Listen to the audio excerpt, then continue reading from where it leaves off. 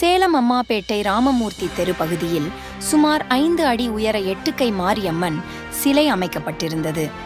அந்த சிலையை அனுமதி பெறாமல் வைத்ததாக கூறி மாநகராட்சி அதிகாரிகள் மற்றும் காவல்துறையினர் நேற்று அதனை அங்கிருந்து அகற்றும் முயற்சியில் ஈடுபட்டனர். அப்பொழுது பொதுமக்களுக்கும் போலீசாருக்கும் இடையே கடும் வாக்குவாதம் ஏற்பட்டது.